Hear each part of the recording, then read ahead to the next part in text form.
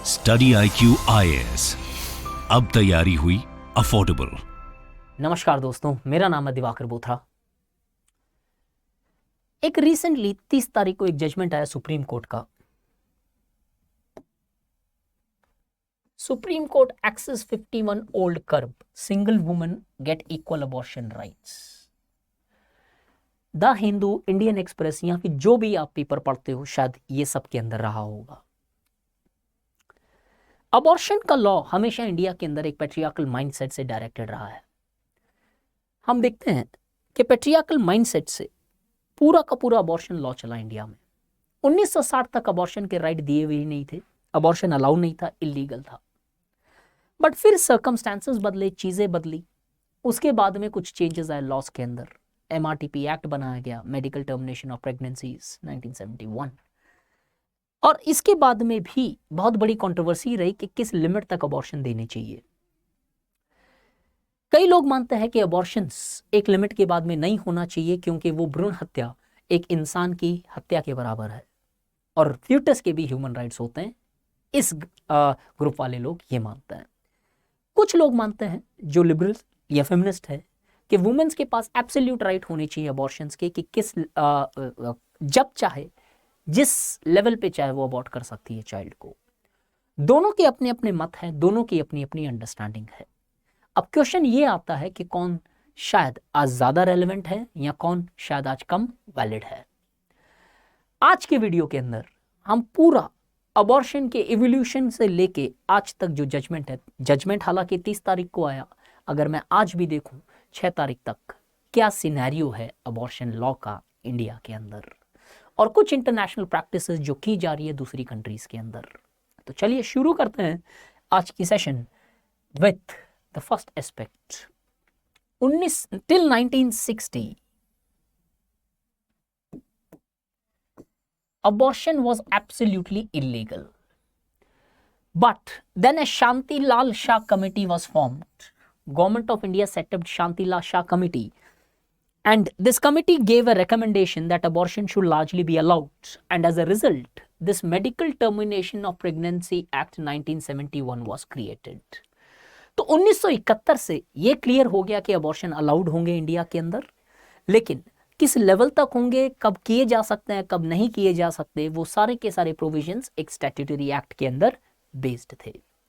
इस MTP के act initially जब 1971 में आया तो कुछ ये थे कि abortion up to 12 weeks, 12 week तक अबॉर्शन सिंगल डॉक्टर की परमिशन से अलाउड है, लेकिन 12 से 20 वीक तक अबॉर्शंस अगर कराने हैं तो 2 डॉक्टर की रिकमेंडेशंस चाहिएगी, और 20 वीक के बाद में अबॉर्शन अलाउड ही नहीं है। तो 1971 के एक्ट में ये प्रोविजंस थी कि abortions were allowed up to 12 week with the permission of single doctor, and 12 to 20 weeks with the permission of 2 doctors, and after 20 weeks abortions were largely not allowed as such, कि 20 week के बाद में women can not go for abortions. ये था original act जो 1971 के अंदर आया। क्या इसके अंदर कुछ चेंजेस आई तो क्यों आई, किस बेसिस पे आई, क्या ऐसे कंडीशंस बने जिसके बेसिस पे ये चेंजेस लानी पड़ी हमें। और दूसरी चीज, ये सारा का सारा PPT इस टेलीग्राम के चैनल पे अवेलेबल होगा। Those who want the PPT they can just join the channel, and जितने वीडियोस मेरे आएंगे सारे PPTs इस चैनल पे अवेलेबल रहेंगे। 2021 में इस MTP एक्ट को अमेंड किया गया। Medical termination of pregnancy act 1971 was amended in 2021, और वो अमेंडमेंट था क्या कि अब 20 वीक तक abortions were allowed with the permission of single doctor. पहले कितना था, 12 वीक तक सिंगल डॉक्टर, 12 से 20 वीक तक 2 डॉक्टर्स। अब उन्होंने बोला कि नहीं, 20 वीक तक हम अलाउ करेंगे। ऐसा क्यों करना पड़ा, क्योंकि ऐसी बहुत सारी टेक्नोलॉजी आज हमारे पास डेवलप हो गई थी when compare to 50-60 years down the line, जहां पे आज हम फ्यूटस के बहुत सारी डिफॉर्मिटीज फाइंड कर सकते हैं। तो इस सर्कमस्टेंसेस के अंदर कुछ मैरिज पैटर्न्स भी चेंज हुए, साथ में कुछ materialism, individualistic aspirations, women empowerment, women's movement, बहुत सारी चीजें हुई, जिसके बेसिस पे ये फाइनली 2021 में अमेंड कर दिया गया कि 20 वीक तक अब अबॉर्शन सिंगल डॉक्टर के साथ अलाउड है, और 20 वीक के बाद 24 वीक्स तक कुछ special certain categories of women's with the court's permission के बेसिस पे आप अलाउ करेंगे। तो ये तो बहुत अच्छा एक स्टेप था जहां पे आज हमने अबॉर्शन लॉस को थोड़ा सा मोर लिबरलाइज कर दिया। लेकिन इसके अंदर इशू ये आई, जो कंट्रोवर्सी हुई, कि दिल्ली हाई कोर्ट के अंदर एक वुमन ने पिटीशन डाली अबॉर्शन के लिए 20 वीक्स के बाद के अबॉर्शंस के लिए, और वो वुमन मैरिड नहीं थी।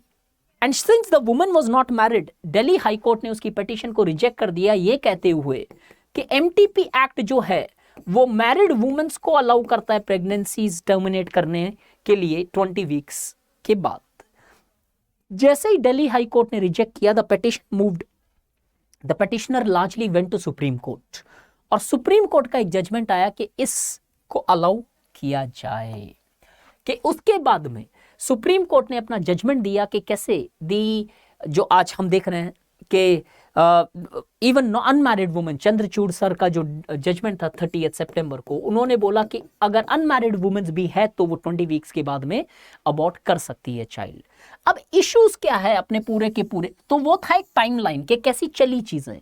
अपने अबॉर्शन लॉस के अंदर इश्यूज क्या है? अबॉर्शन लॉ बोलता है 20 वीक्स की प्रेगनेंसीज तक अबॉर्ट किया जा सकता है लॉ स्ट्रिप्ड सिंगल वुमन, क्योंकि आज हम देखते हैं लिव इन रिलेशनशिप्स का कॉन्सेप्ट है। You know there are concept, legal language में देखूं तो कोहैबिटेशन का कॉन्सेप्ट है। इन सारे कॉन्सेप्ट के कारण बहुत सारी चेंजेस आए हैं, बदलाव आए हैं, शादी के तरीके में बदलाव आए हैं, शादी के पैटर्न्स में बदलाव आए हैं। तो अब ये माना जा रहा है कि ये सिंगल वुमन को एक्सेप्शन क्यों दे रहे हो? अगर ये सिंगल वुमन को आप इक्वल राइट नहीं दे रहे हो मैरिड वुमन के लिए, तो आर्टिकल 14 हमारा कॉन्स्टिट्यूशन का जो इक्वालिटी की बात करता है वो वायलेट हो जाता है।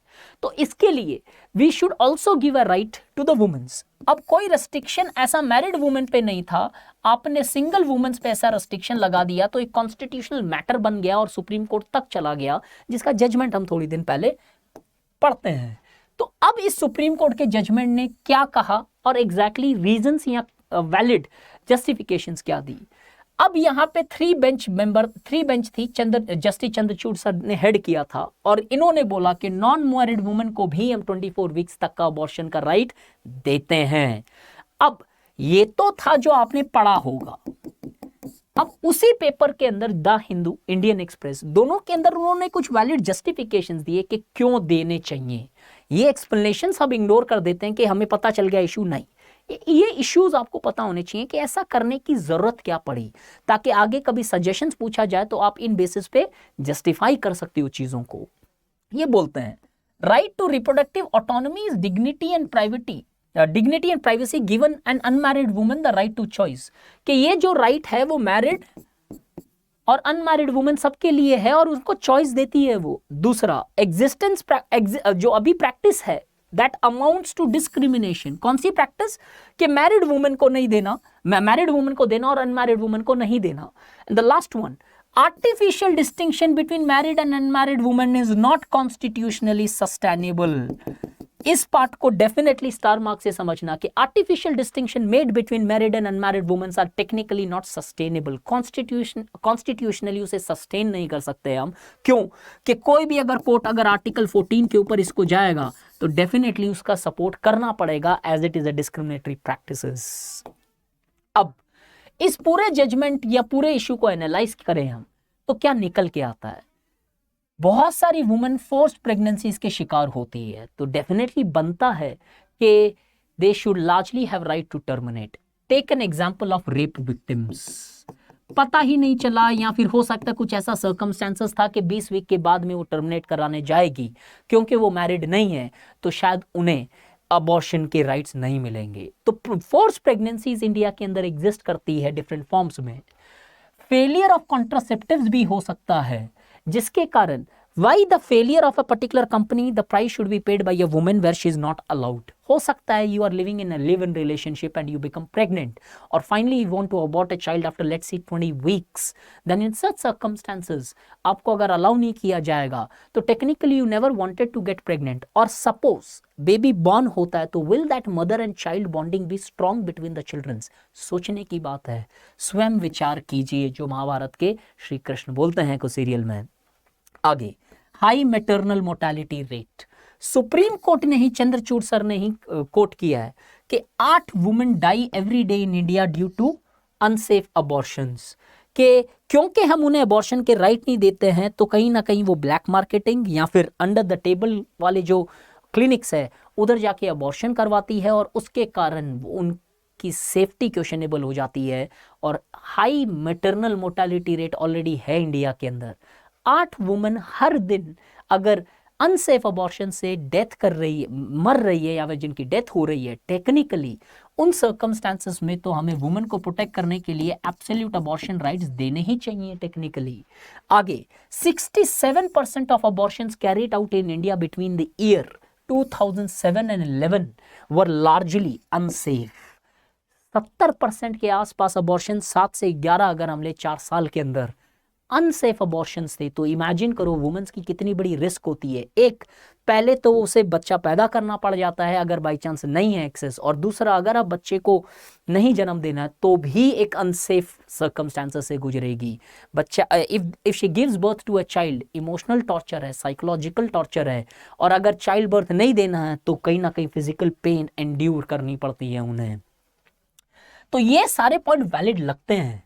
अब सुप्रीम कोर्ट के कुछ स्टेटमेंट है जो कभी आप आंसर में यूज कर सकते हो, जो इसमें आए। The law should be not decide the beneficiaries of A statute based on narrow patriarchal principles about what constitutes permissible sex. Chandrachud sir का ही स्टेटमेंट है, बेंच का ही स्टेटमेंट है कि लॉ को पेट्रियार्कल प्रिंसिपल पे नहीं चलना चाहिए कि मैरिड और अनमैरिड वुमन का डिस्टिंक्शन करे। लॉ को ब्रॉड तरीके से इंटरप्रेट करना चाहिए। Single woman has the same autonomy over her body when compare to married woman. जो ये 30 सितंबर 2022 के अंदर जजमेंट आया था, उसी जजमेंट के ये दोनों स्टेटमेंट है। इस तरीके से आप अपने नोट्स बनाओ कि कुछ अलग से स्टेटमेंट लिख के रखे जो आप यूज कर सकते हो इन इंट्रोडक्शंस और कंक्लूजन्स, जिससे आपके मार्क्स थोड़े से ज्यादा बेहतर हो सकते हैं bye including these novel points. और जो टर्म आपको याद रखना इस पूरी कंट्रोवर्सी में, रिप्रोडक्टिव ऑटोनॉमी, आपके आंसर के अंदर you need to use this in your answers.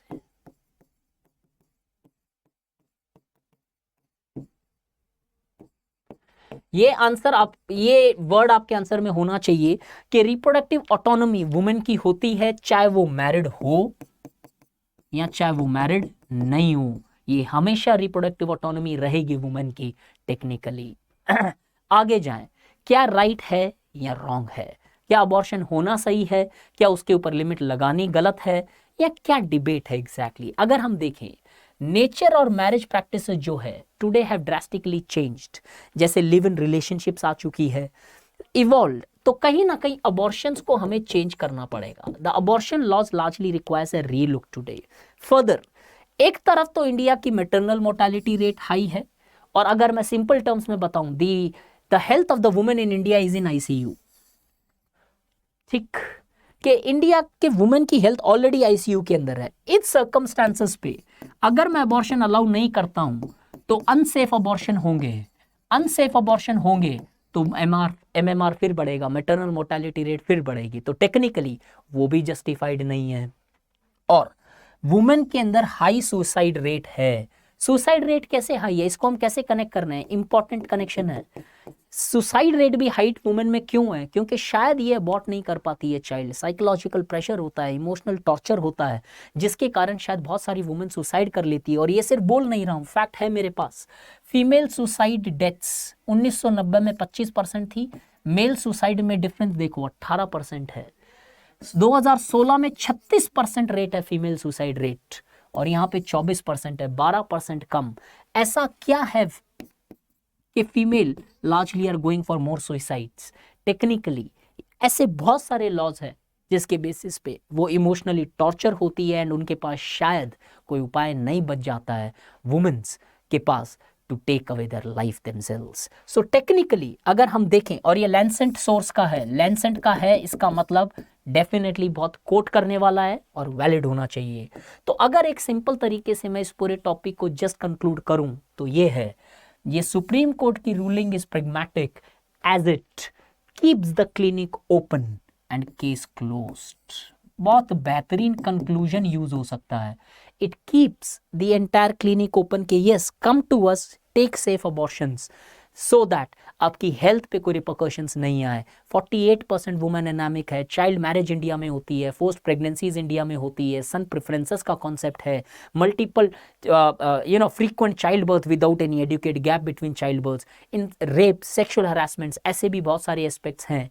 इन सारे सर्कमस्टेंसेस को मद्देनजर रखते हुए और अगर ध्यान में रखा जाए तो टेक्निकली यहाँ पे अबॉर्शंस वुमेन को एब्सोल्युटली राइट दे देना चाहिए, चाहे वो मैरिड हो चाहे वो अनमैरिड हो। So we should keep our clinic open and we should keep our case closed, कि केस का कोई मुद्दा ही नहीं होना चाहिए इसके ऊपर। यहाँ पे वुमेन्स की चॉइस होनी चाहिए whether to abort a particular pregnancy और not. Thank you so much guys, I hope इस वीडियो में एटलीस्ट आपको ये हेल्प हुई है कि अबॉर्शन का एक टाइमलाइन क्या रहा, क्या ओपिनियन होना चाहिए, या कुछ स्टेटमेंट्स या फैक्ट जो आपके आंसर्स में होने चाहिए। ये सारी पीपीटीज इस चैनल के ऊपर अवेलेबल होगी। If you are interested you can join. Thank you so much, God bless you, happy studying. Study IQ IAS, अब तैयारी हुई अफोर्डेबल।